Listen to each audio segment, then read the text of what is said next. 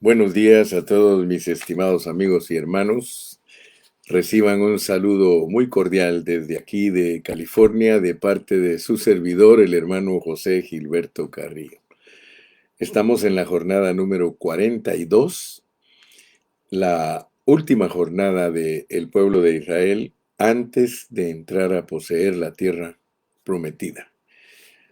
Gracias a Dios porque en esta jornada les dije que tenemos 8 puntos. Y ya hemos hablado de 2 puntos. El último punto que hablamos ayer fue el de todo lo que aconteció allí en Moab y que es muy importante que todos nosotros sepamos lo que aconteció allí porque tiene que ver con nuestra madurez espiritual. Ayer entonces empezamos a ver que todo lo que aconteció allí en Moab es muy importante porque se desarrolla en el Nuevo Testamento.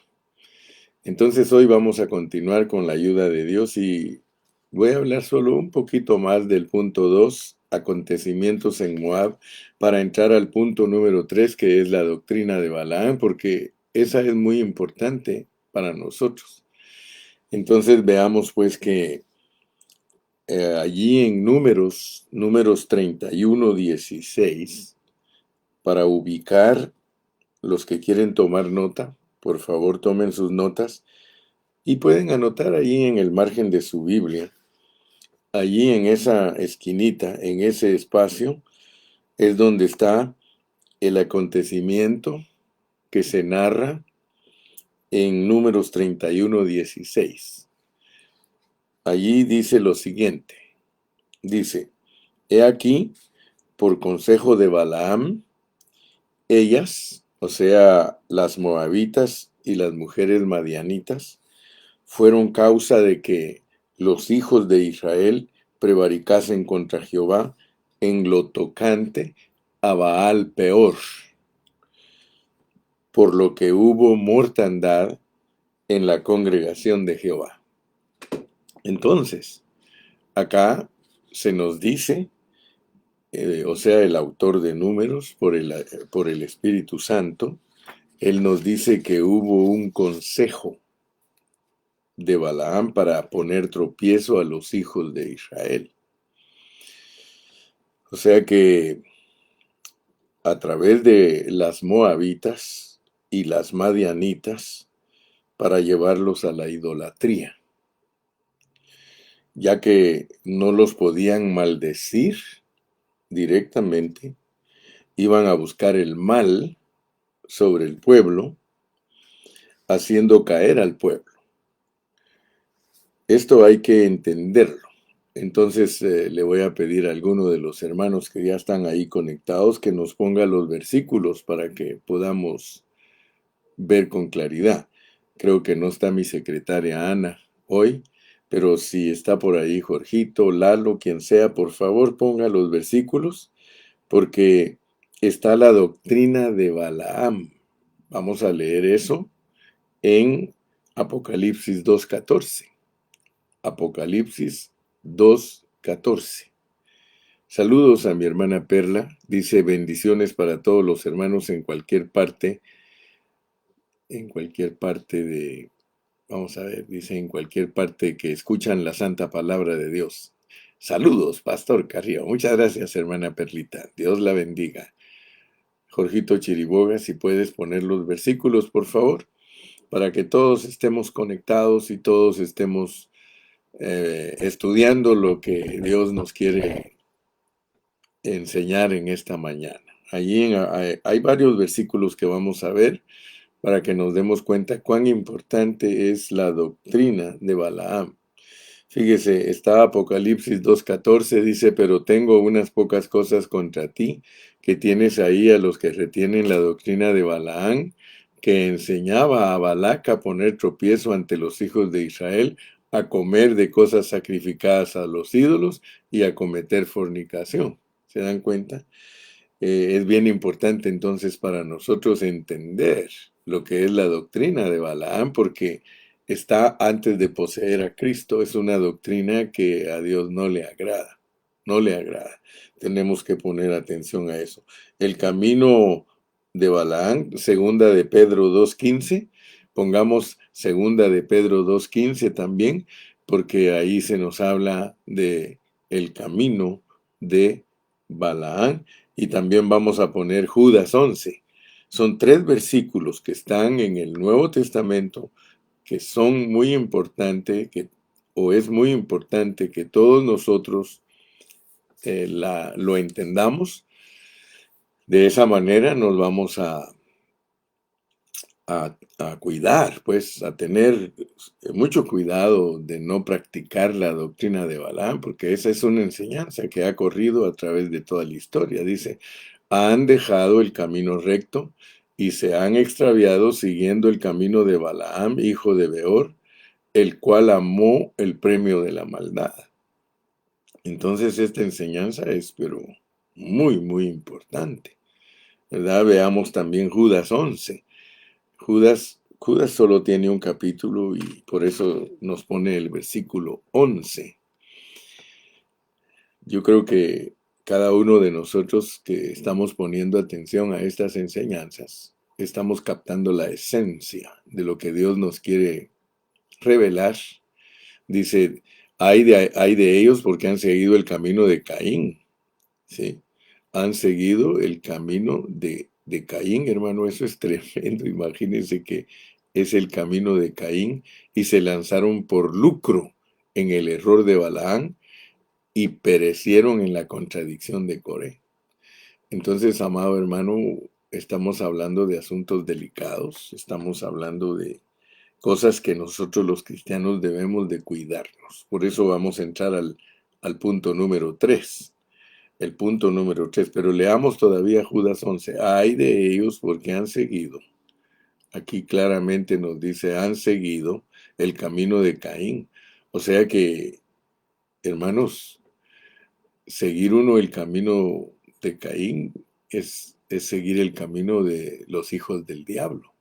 O sea que uno puede, sin darse cuenta, estar siguiendo el camino del diablo. ¿Se acuerdan ustedes que Pedro quiso evitar el sufrimiento de Cristo y Cristo le dijo, apártate de mí, Satanás? No le dijo hijo de Satanás, sino Satanás de una vez.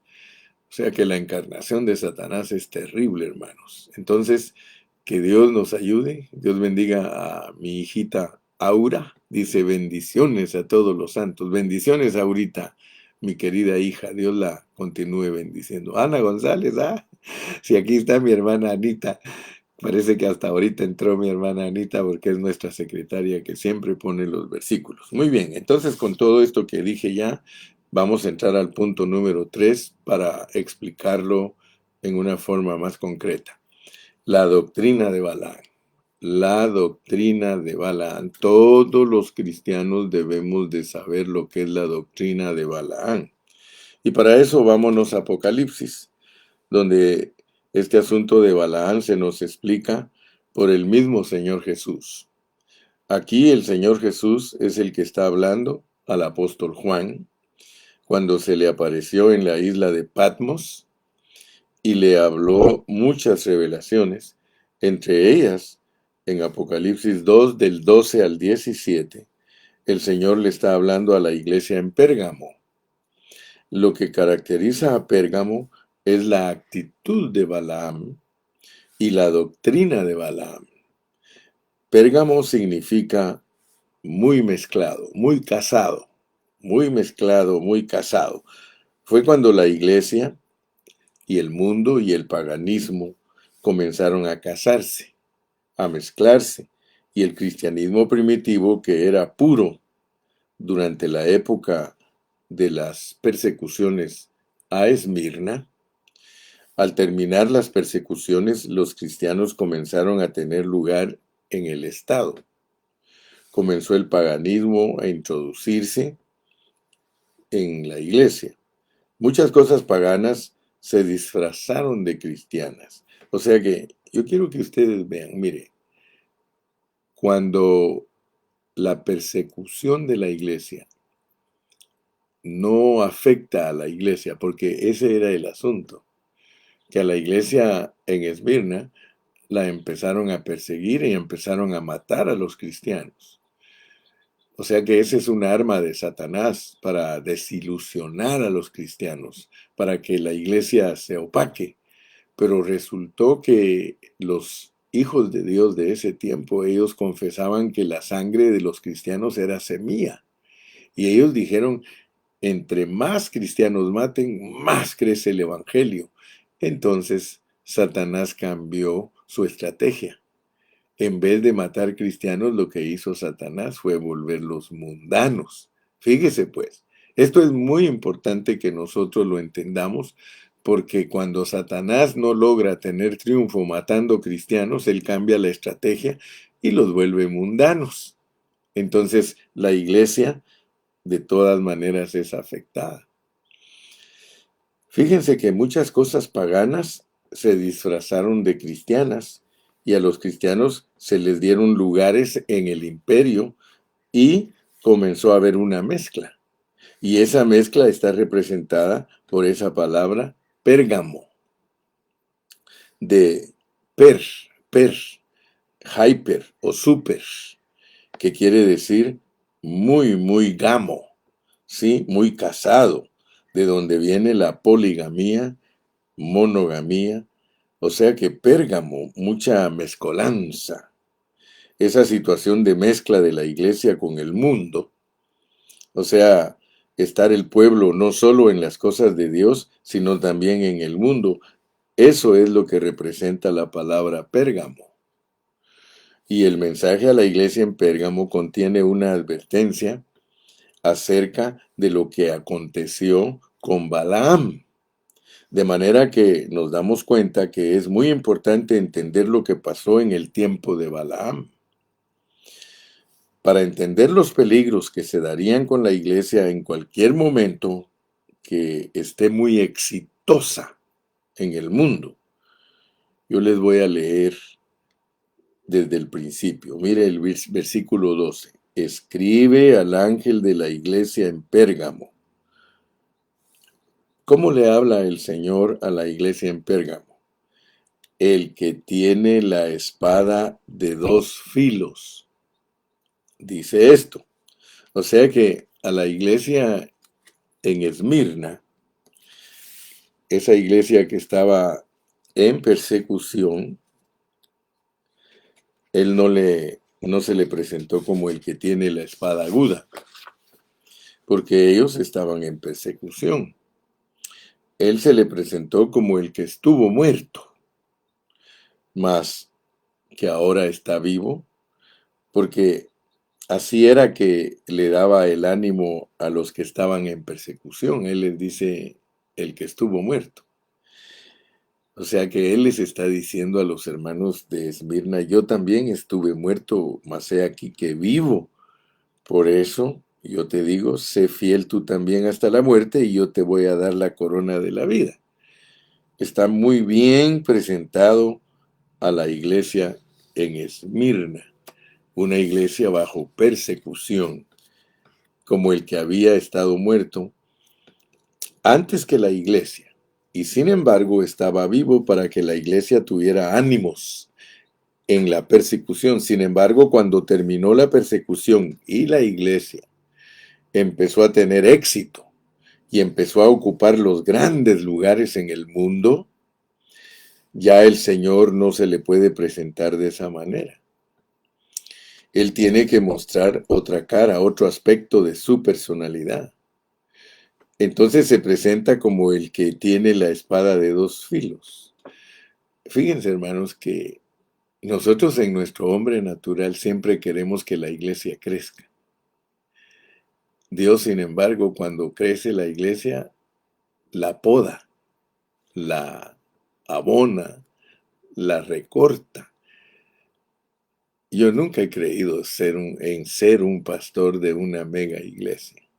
Por eso, si ustedes se dan cuenta, no me gusta hacer propaganda, sino que yo dejo que el Espíritu Santo sea el que da el crecimiento en la iglesia. Sin embargo, nosotros tenemos una mente natural muy torcida.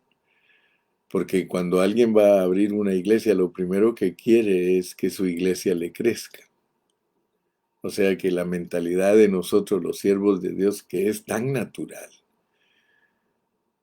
es vamos a abrir una obra y que crezca. Es más, algunos hermanos hasta se sienten tristes y dicen, ¿qué será que mi iglesia no crece? Hermanos amados, nosotros somos los de la manada pequeña. Yo creo que entre más pequeña es una iglesia, más pura puede guardarse para el Señor. Pero entre más crece, más impura se vuelve. Entonces tengamos cuidado, pues, porque Dios nos amonesta y nos da todas estas enseñanzas. ¿Verdad? La espada es para separar lo que es del espíritu y lo que es del alma.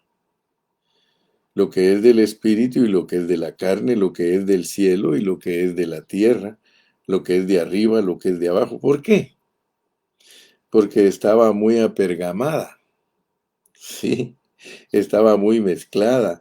Justo se le presenta como el que tiene la espada. Y mire lo que les dice: yo conozco tus obras y dónde moras, donde está el trono de Satanás. O sea que nosotros estamos aquí en este mundo, hermano.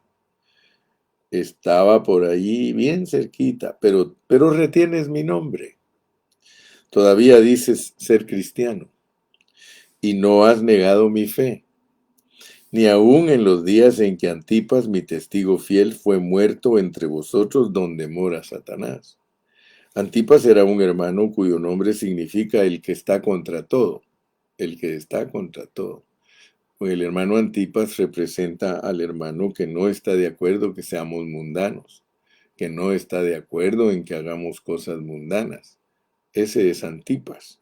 Antipas era un hermano cuyo nombre significa el que está contra todo y el Señor lo llama testigo fiel. Es decir, que está contra toda esa mezcolanza y se mantiene fiel al Señor. Pero entonces, claro, lo mataron. Pero tengo unas pocas cosas contra ti, que tienes ahí a los que retienen la doctrina de Balaam.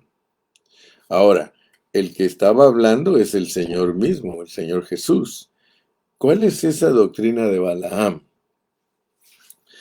Que enseñaba a Balac a poner tropiezo ante los hijos de Israel, a comer de cosas sacrificadas a los ídolos y a cometer fornicación.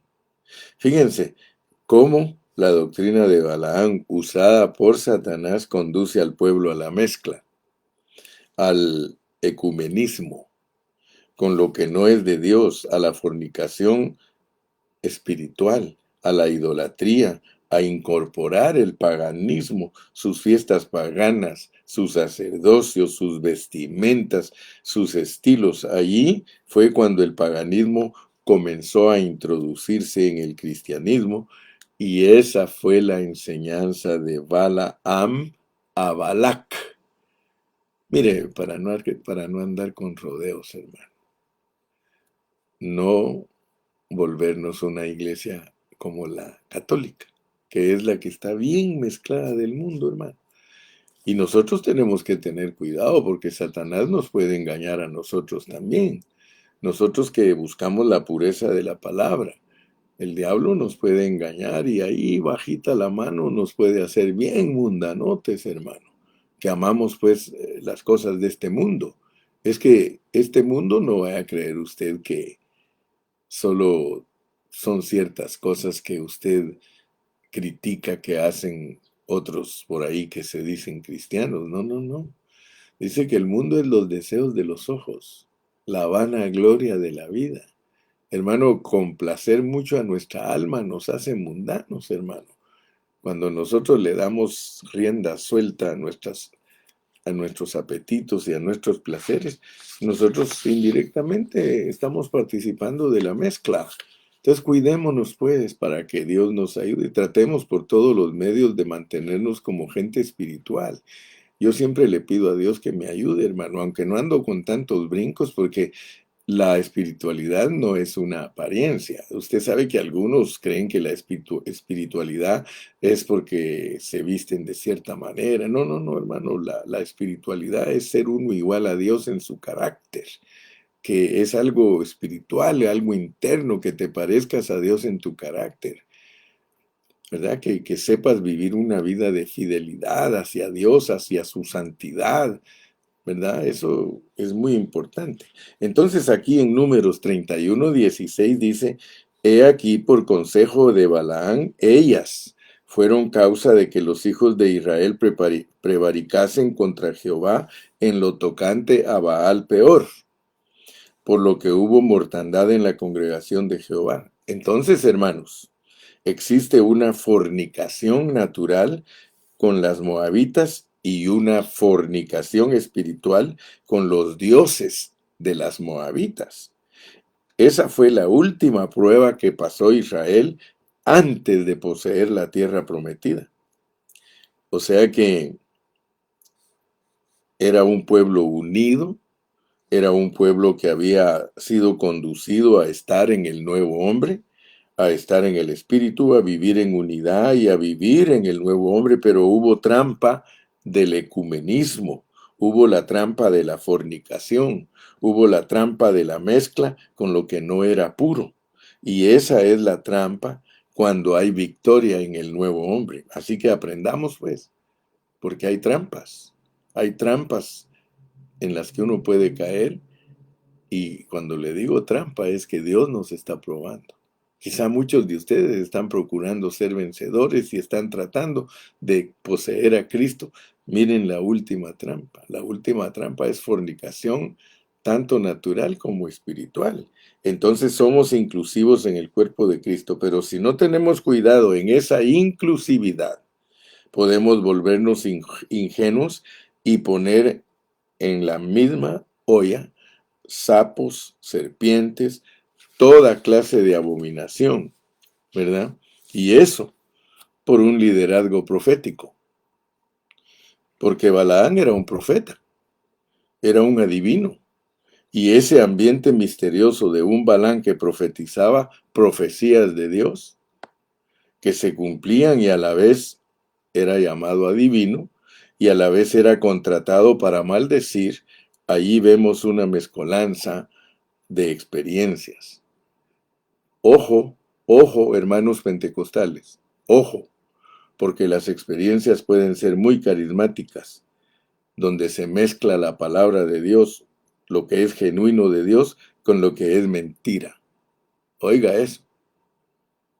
Qué prueba tremenda, hermano, tenemos nosotros en los campos de Moab, como iglesia, hermano. La iglesia está siendo probada. Y es una prueba tremenda, porque cuando nosotros leemos aquí en Números, en los capítulos 22, 23 y 24, que no los podemos leer hoy porque no nos alcanza el tiempo, ustedes lo pueden leer en privado, porque son muy largos, pero ustedes se van a dar cuenta allí que hay profecías de Dios, que Dios mismo le apareció en sueños a Balaam y le habló y le dio orden que no fuera a maldecir, sino que fuera a bendecir. Por eso es que dice la palabra, del hombre son las disposiciones del corazón, mas de Jehová es la respuesta de la lengua. Mire, este proverbio es lindo, hermano. Memoríceselo. Proverbios 16:1. Del hombre son las disposiciones del corazón, mas de Jehová es la respuesta de la lengua.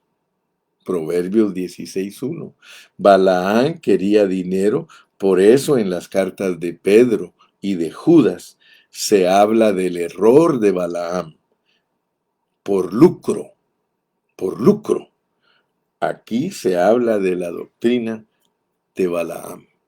Entonces, es muy importante que todos nosotros, los cristianos, especialmente los que somos siervos de Dios. Hermano, no es ni un pecado que a ti te den ofrendas.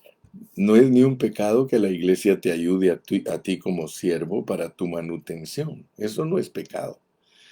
Nosotros tenemos autorización por parte del perito arquitecto, el apóstol Pablo, que las ofrendas que nos dan como siervos de Dios son un derecho.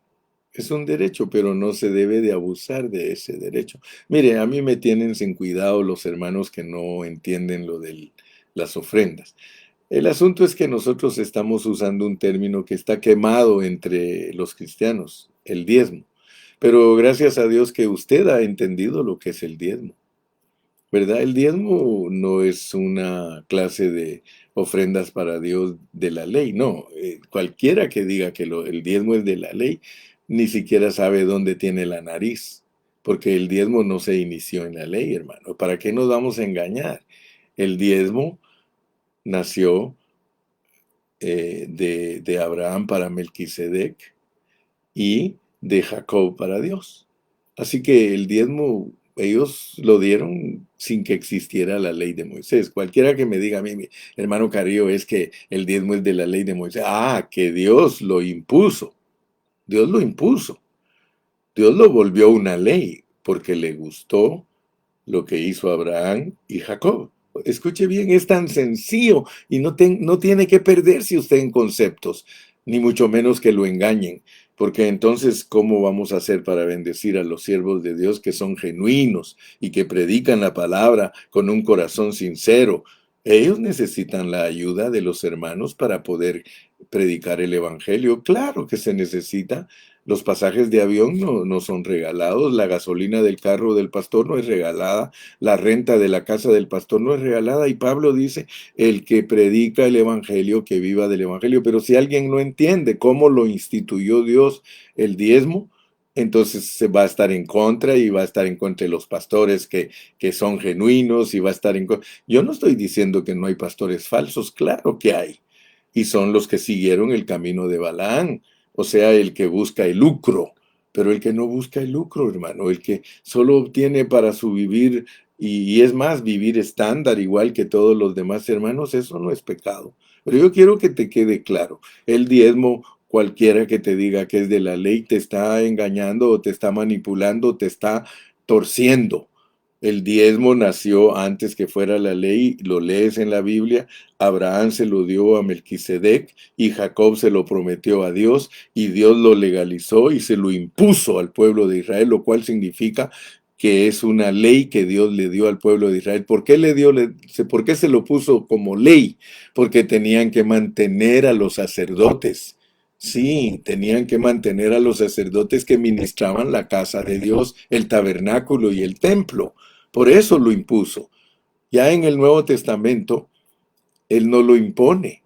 Él ya en el Nuevo Testamento no nos imponen el diezmo, pero olvídese, si el diezmo es apenas una cantidad mínima que un cristiano puede regalar en la obra, es mínimo, es un 10%, es mínimo si el Estado te quita el 18% por vivir aquí en Estados Unidos. Sí, entonces, eh, por eso los mormones, y algunos los critican porque los mormones, ellos sí tienen el diezmo como ley, ellos lo tienen aplicado como la ley de Moisés. Es obligatorio darlo. Nosotros los cristianos no. El que quiere da y el que no quiere no da. Es más, la iglesia cristiana sufre de tantas cosas que no tiene y a veces ni alcanza para los programas. Pero gloria a Dios por aquellos que han entendido. En el Nuevo Testamento se da por gracia. A mí me gusta diezmar. Si el diezmo es un mínimo, yo me gasto cantidades de dinero yendo a restaurantes, yendo a pasear y todo. ¿Cómo no le voy a dar a la obra un 10% de lo que Dios me da? Si solo son 10 centavos por cada dólar, 10 centavos, hermano. Una décima parte es lo que nosotros regalamos para la obra. Así que a aquel que le estorban esas cosas, cuidado porque puede tener obstáculos para la obra de Dios, ¿verdad? La ofrenda, yo no creo que Dios estaba en contra de Balaán que recibiera ofrendas, no. Es más, Balaán le gustaban las ofrendas. Lo que Dios estaba contra él era que maldijera al pueblo, que maldijera. ¿Por qué? Porque él se prestó para que el pueblo se volviera fornicario, para que el pueblo se apartara de la pureza de los caminos de Dios. Por eso pusimos de ejemplo la iglesia de Pérgamo, porque ahí en Pérgamo es donde Dios se queja y donde Dios dice que está contra los que tienen la doctrina de Balaán, sacar lucro O sea, yo por eso te dije que cuando una iglesia empieza a crecer, porque esto tiene que ver con liderazgo profético. Y muchos hermanos reclaman que son profetas, pero usted los va a ver, siempre están tras el dinero. Casi todos los hermanos que reclaman ser profetas de Dios están por el dinero, hermano. Por eso tengamos cuidado. A mí por eso me gusta más decir que soy un cristiano. Yo soy un cristiano, soy una voz que clama en el desierto. Yo no quiero decir yo no quiero que me digan ni apóstol, ni profeta, ni evangelista. A veces no me gusta ni que me digan pastor, hermano Carrillo, hermano Carrillo. Y gracias a Dios le doy por eso, hermano. Entonces yo le pido a Dios que se te grabe Proverbios 16:1.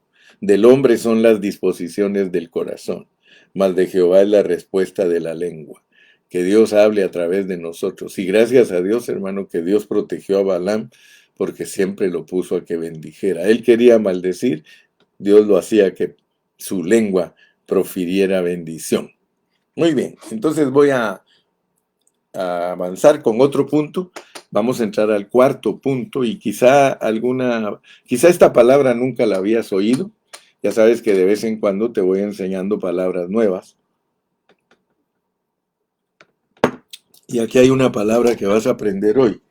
Sincretismo en la iglesia. Sincretismo. Ve al Google y busca qué es sincretismo, porque quiero hablar de eso. Sincretismo en la iglesia. Claro, cuando las personas están interesadas en dinero y en esas posiciones altas de la mezcla del mundo, cuando la iglesia empezó a tener poder con el mundo.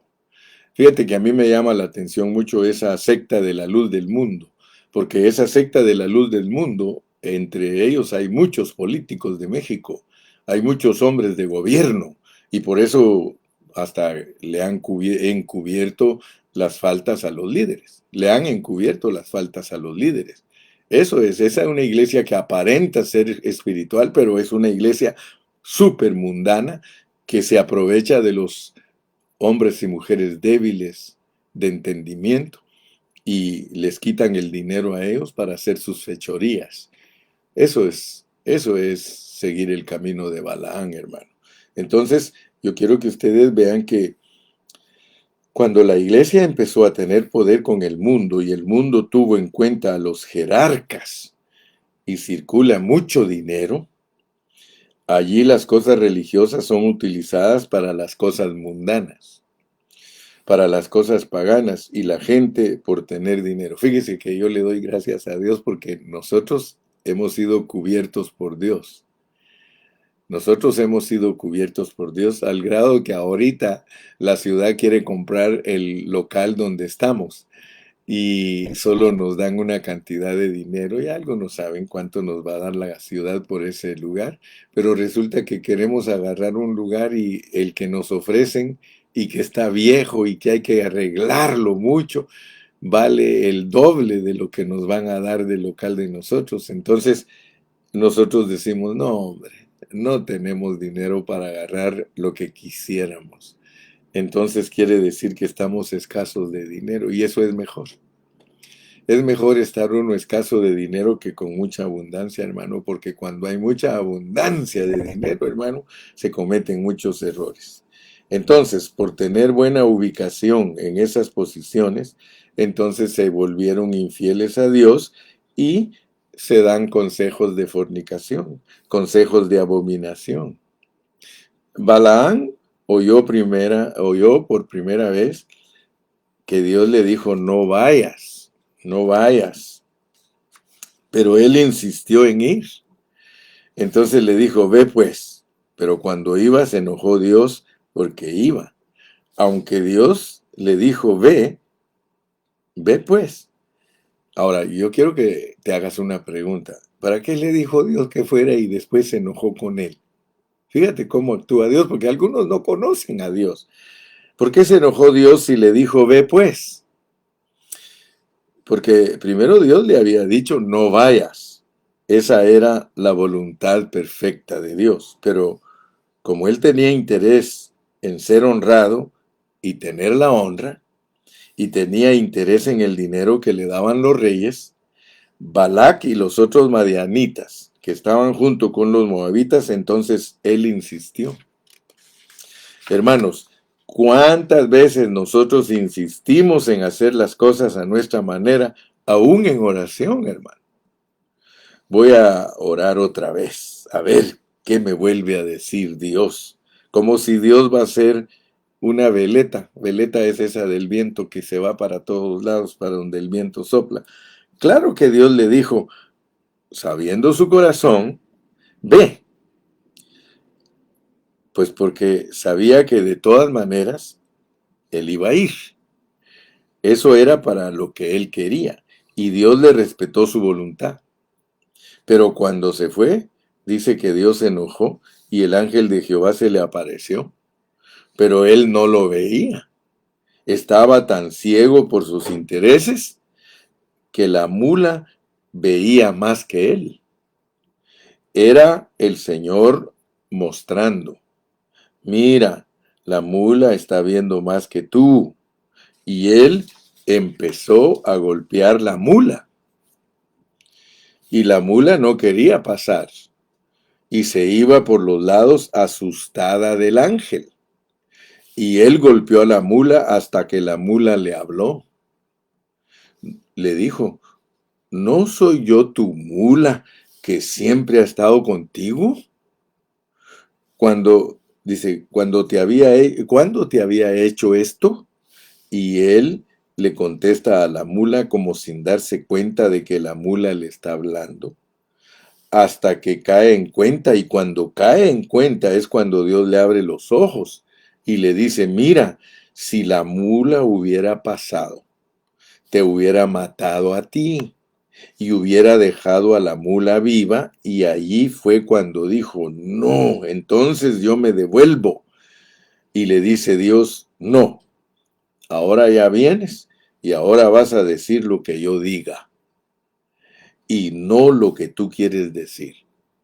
Claro, con eso, temeroso ya Balaán, aunque sabía que él quería algo.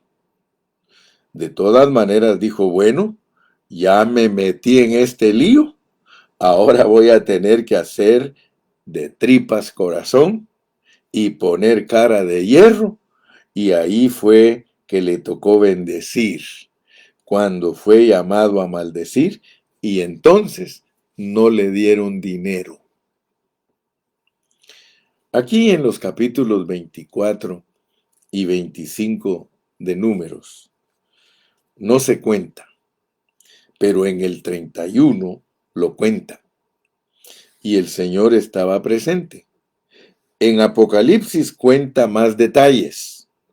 Nos dice que en el tiempo de la iglesia también se dan cosas, pruebas de ese tipo, como las que le dio a Israel en los campos de Moab. Todo esto está en los capítulos 22, 23, 24 y 25. En el 25 es cuando empiezan ellos a fornicar. Versículo 1. Moraba Israel en Sittim, y el pueblo empezó a fornicar con las hijas de Moab. Versículo 2. Las cuales invitaban al pueblo a los sacrificios de sus dioses. Miren cómo es la astucia del diablo. Utiliza el sexo para luego llevar a la idolatría.